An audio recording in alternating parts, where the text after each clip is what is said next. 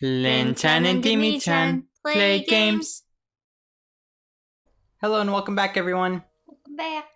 Today is an interesting topic Thursday. Thursday. So we're going to be talking about spooky superstitions. They're not spooky, just stuff. Just superstitions in general and like the psychology behind it. Why people have certain superstitions. Some are funny. Some are indeed funny. Just weird. Like if you fly underneath a stork, you will have a baby soon. No, just kidding. So yeah, we can probably start with like why people have superstitions, right? Yeah. So, like, do you have a superstition that I can use like as an example? Oh man, I don't know. Do I?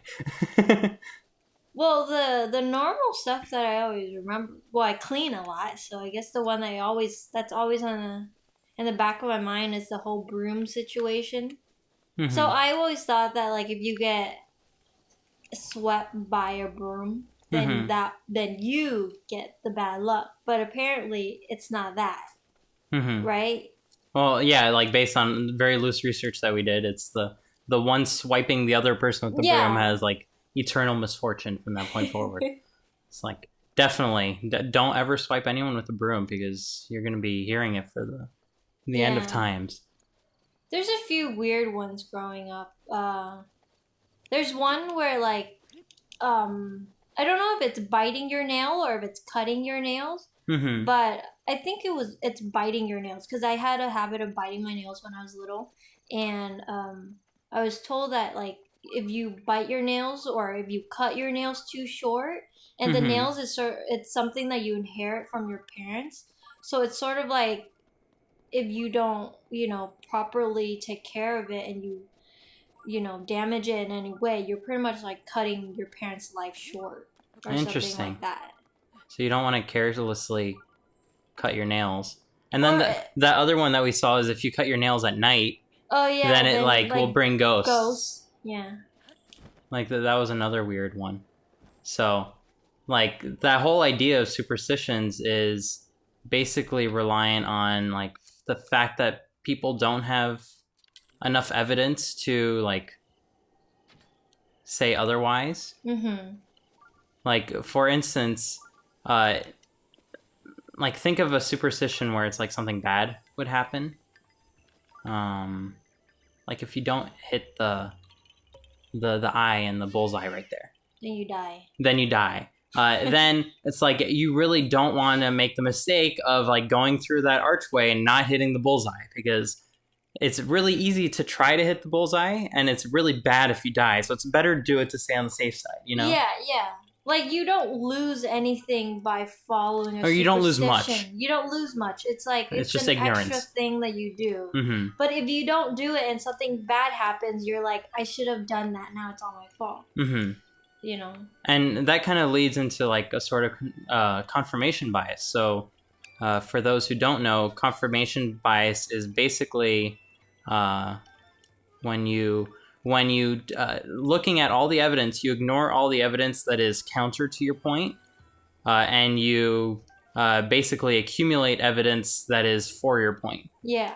Without like weighing it any other way, So, for instance, if you happen to be wearing like a lucky shirt one day and something good happens, you're gonna now think that shirt is lucky when it really isn't.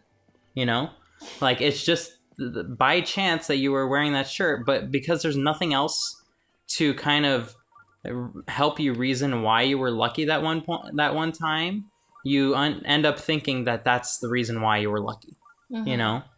It's kind of due to the lack of other evidence that will better corroborate your story. Yeah. I mean, one that I have, it's recently too, it's we live in LA now and there's a lot of reckless drivers, and every time there's a problem it always seems to be a Prius driver.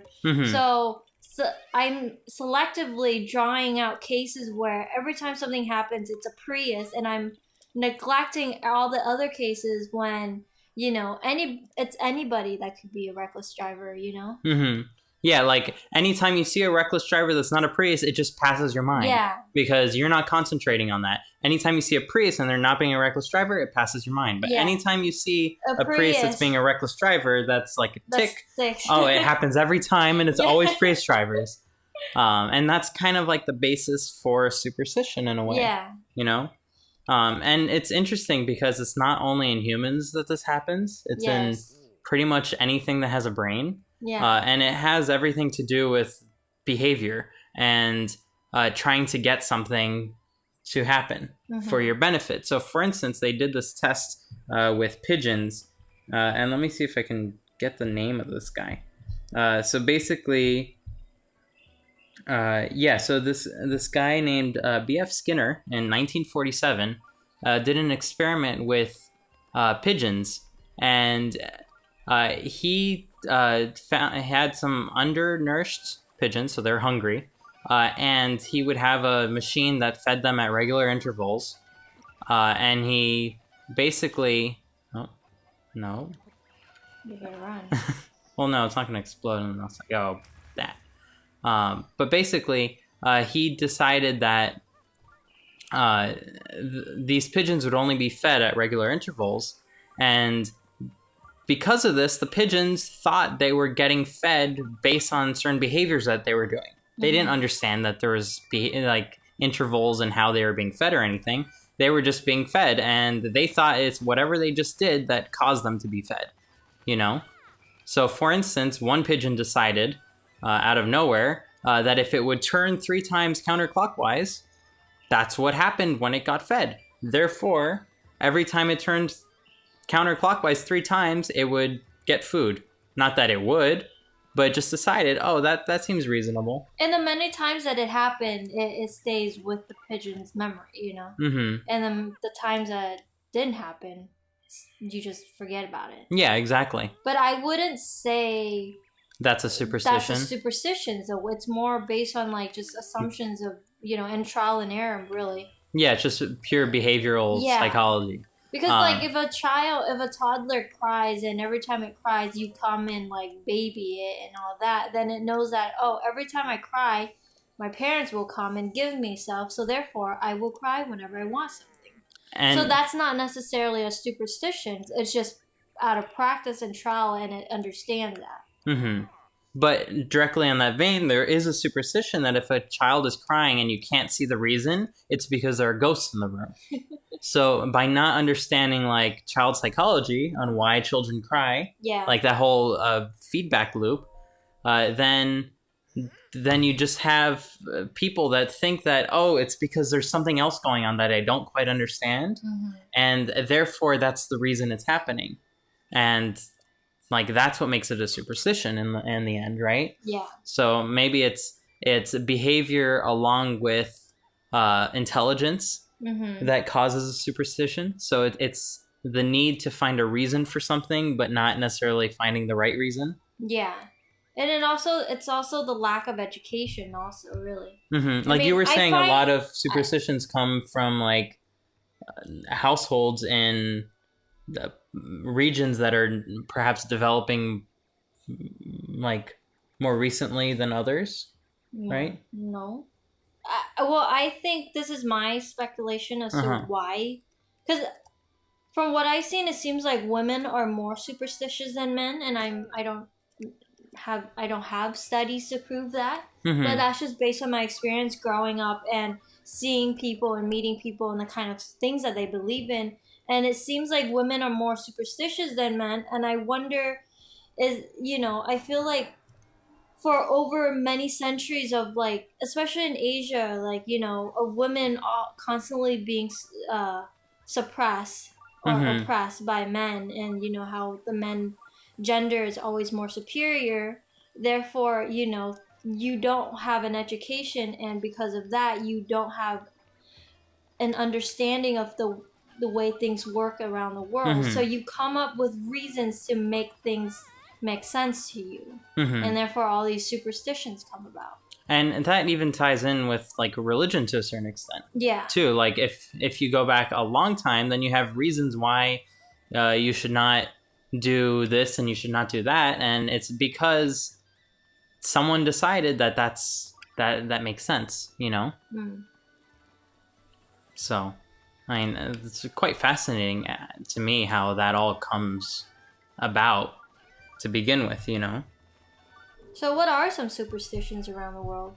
Like, I only know of Asian ones since I'm from an Asian Yeah, you were household. asking me, is it only Asia that has superstition? I'm like, no. Yeah. There's plenty of superstitions. Like, a very common one is, like, if you break a mirror, you have, like, 7 years of bad luck. Yeah. Why is that? And that was decided because lack of understanding of how a mirror works. People decided, oh, it's showing your soul. It's like, that's how it's working. You know? Yeah. That's how the mirror works, is it shows your soul. Therefore, if you break a mirror, you're like breaking apart your soul to a certain extent. And therefore, it would be bad luck. And they decided that 7 years was a good amount. Because 7's a lucky number, right? Yeah, it's often involved with luck-based scenarios. So then you might wonder, so like, you have 7 years, that's a bad thing. You don't want to ever get in that situation. So like, how do you get out of it? And there's another superstition. Based on that superstition is if you take one of those mirror shards and you touch it to a tombstone, then you're absolved of your bad luck. Yeah. Or if you grind up one of the shards of the mirror into a fine dust, then you're absolved of your bad luck. What's that one with the salt? When you spill table salt on the table, like, are you supposed to throw it over your shoulder? Like, where'd that come from? Oh, I have no idea. Yeah. That's another bizarre one. People still do it now today. So it goes with the whole idea of like, it's easier to just do it because it's not gonna cause you much than if you don't do it and then bad luck comes. And then immediately, because of confirmation bias, you're gonna be, oh, it's because of that. It's because I didn't do it. Whereas if you did do it and then something bad happened, you're not gonna remember that one occurrence. Yeah. Like, our brains are just hardwired to quickly find patterns like that. And because of that, like, it's easy for us to like come up with these superstitions. And at least for myself, I find myself constantly in the trap of believing a superstition. And then I have to tell myself, like, is there any reason for that thought process? You know, like, is it more likely that something else is going on rather than this? And that kind of goes along with like conspiracy theories at the same time too. Like, some people believe that the moon landing was like faked, or like aliens came to New Mexico, things like that. You have to ask yourself, is it more likely that we actually did go through all the effort to put someone on the moon than we going through all this elaborate planning to trick the population and not get on the moon, despite now being able to go to space and far beyond the moon and all these things, you know? Like, you have to ask yourself that question. And the same goes with a superstition, is when you come across a superstition, you have to ask yourself, like, is that really something that's possible or not? Like, you were asking me I don't know where I'm going. I'm just walking around talking with people. Like, this little kid is like, today is veggie cream soup. Veggie cream soup is good for you. Like, I don't know what any of that means, but it must be true. And then there was another old lady that was like, oh, we plant plum blossoms because they signify some I just agreed to give this kid swift carrots. I guess I already have swift carrots. This kid is very happy about my swift carrots. But yeah, there was one like, can twins really communicate? Right? Yeah. But that's not a superstition, though. No, but it's kind of on that same vein of belief. But then you just have to ask yourself, is it more likely that twins can actually communicate telepathically? Or is it more likely that they just think in a similar way, therefore they can like approximate a situation in a similar way? You know? I feel like that's a big topic for another day. Oh, here's a superstition, like one from my dad specifically. So if you were to give someone a knife like as a gift, it's meant as bad luck because that knife can cut the relationship. Right. And if the relationship ever turns sour, it's because of that event that you gave them a knife. So what you do is you have the other person buy the knife from you for like a negligible amount, like a few, whatever coins they have on them. Like a quarter or something. Yeah. And that way you're not giving them a knife. So you're not like perpetuating a way that you want to symbolize that that relationship is cut off. Yeah. So you have them buy it, and then for reasons unknown, it's all okay, you know? Yeah. Well, the same thing in the Chinese culture too. You cannot give a couple, like you cannot split a pair between a couple because the word pair in Chinese also sounds like the word separation in Chinese. So by splitting up a pair, you are jinxing the couple that they will be split up. You know, so that's also another one. But I wonder what if you cut the pair in like 4 pieces? Then you're splitting them up in many ways. And each of you have 2 pieces. Does that still work? And that's kind of like a problem with languages that have like one syllable for every word, like Chinese and Vietnamese are languages like that, because then you end up with tons of homonyms, like words that sound the same but mean something completely different, because you can't have it any other way. You can't combine syllables to have a new meaning. Yeah, kind of like the number 4 and the word to die. Yeah. They both have the same sound. And it's not because someone picked it that way. It's just because you're forced into that situation. Eventually, you're going to end up with 2 words that you don't necessarily want correlated, but they end up being correlated, you know? Yeah. I feel like I keep collecting the number chickens. 4 is bad luck. Yeah, and it's just because number 4 has the same sound, su. Or what's it in Chinese? I'm doing the Japanese version. Su. And to die is su. Yeah. Therefore, you're gonna die.